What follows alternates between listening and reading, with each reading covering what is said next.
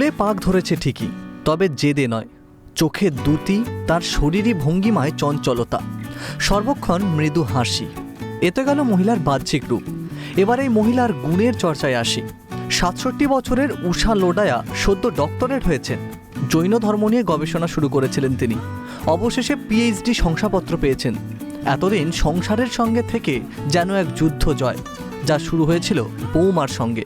एक तो परिवार का साथ, गुरु जी की आज्ञा, प्रभु जी की कृपा, ये सब मिलके मेरे को ये स्टार्ट करने का एक्सपीरियंस मिला।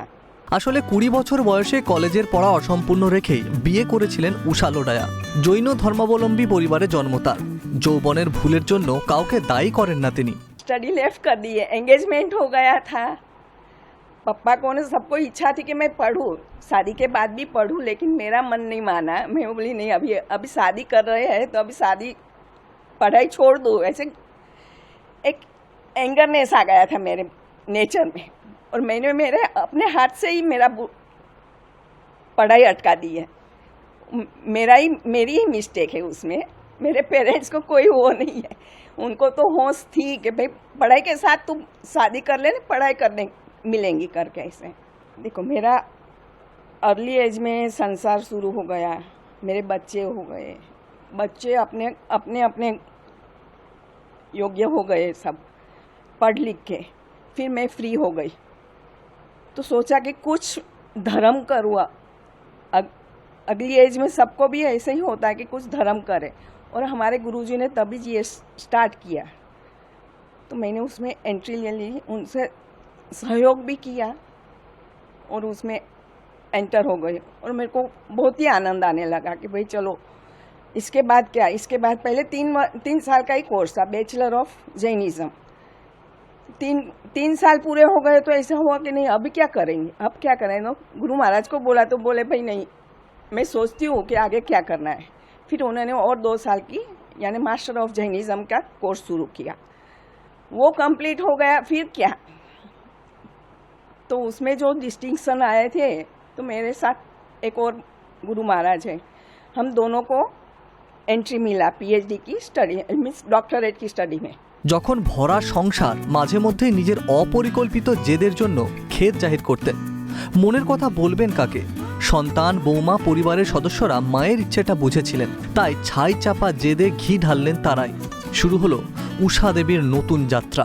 मन में वो रंज था एक कि भाई नहीं, मैं पढ़ाई नहीं कर सकी ऐसा।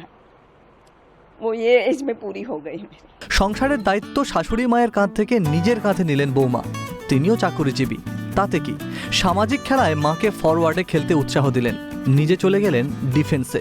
मम्मी है ना, जो भी सोचते हैं ना, वो बहुत अच्छी तरह से उसको फुलफिल करते हैं, और उसके पीछे इतनी उनकी लगन होती है ना कि जैसे बस उनको वो उन्होंने ठाना तो उनको करना ही है। और इन्होंने जो ये डॉक्टरेट का कोर्स किया, उन्होंने खूब मेहनत की है। बहुत सारी लाइब्रेरी में गई, बुक्स ले आई, उसकी पढ़ाई की। फिर कभी ऐसा होता है ना, जैसे उनके थीसिस जो लिखते हैं, उनमें कुछ वापस अपने गाइड को भेजते हैं, वापस उनको कुछ करेक्शन करना होता है। वो कभी थकती नहीं थी, अगेन फिर से करती रहती थी। तो वो देख के हमको बहुत संतोष होता था। উষা দেবী ডক্টরেট সম্মান পেয়ে বলছেন, অলৌকিক কিছু করলাম, জীবনে অনেক কিছুই করা যায়, বয়সের সীমা না মেনেই।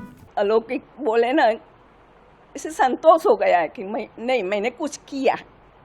मेरे जीवन में जो मेरा ध्येय था बचपन का, वो मैंने पार किया, अचीव कर लिया मैंने। वो अचीवमेंट है ना, जीवन का जो अचीवमेंट है ना, वो प्रभु मिलन से है।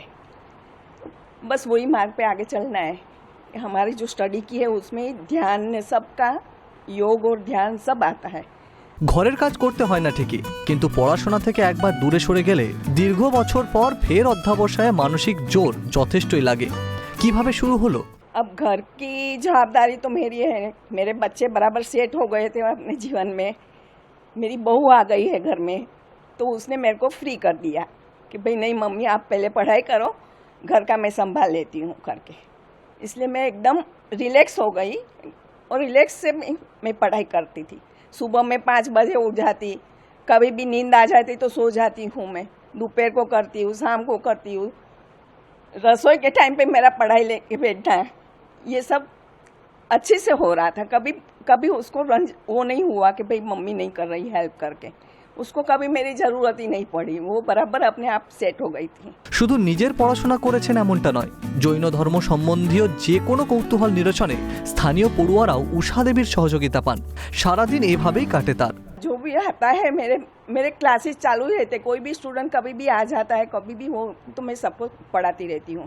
हमारे कास्ट के जो भी है, जो भी सूत्र ये सब है, वो सब मेरे को आता है। हमारी जो जैन की जो प्रतिक्रमण की प्रक्रिया है वो पूरी मेरे को आती है, तो वो सब आते हैं मेरे से सीखने, और सबको मैं पढ़ाती हूँ। और आगे भी ये क्लासेस अभी कोरोना काल बंद हुआ तो इसके शुरू हो जाएंगी वापस स्टडी, तो मैं उन लोगों को भी हेल्प करूँगी। অর্থাভাব না থাকলেও পড়াশোনা ছেড়ে দেয় অনেকেই, বিশেষ করে মেয়েদের বিয়ের পর ইচ্ছে থাকলেও তা হয়ে ওঠে না। সংসার সহ আনুষঙ্গিক বাধা বিপত্তি থাকে, এমনটা অনেকেই বলেন। তাদের উদ্দেশ্যে উষা দেবীর বার্তা, कभी हिम्मत नहीं हारना। अभी ये गए, मैंने स्टडी स्टार्ट की, 1.5 ईयर हुआ था और ये चले गए, तब मेरे को इतना माइंड शून्यावकाश हो गया। मैं बोली अब क्या करूँ, मैं इनके बिना मैं जिंदगी कैसे जीऊँगी, ऐसा सोच के मैं बिल्कुल वो हो गई थी कि भाई नहीं, अभी मैं कुछ नहीं कर सकूँगी, अभी छीन नहीं सकूँगी, ऐसा मेरे को हो गया था।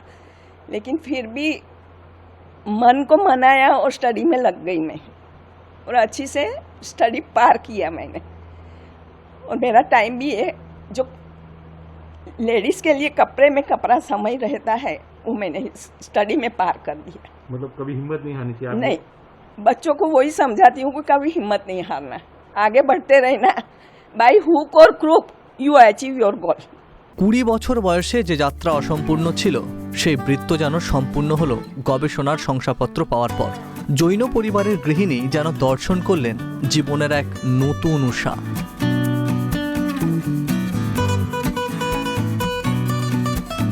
Bureau report, Calcutta television network.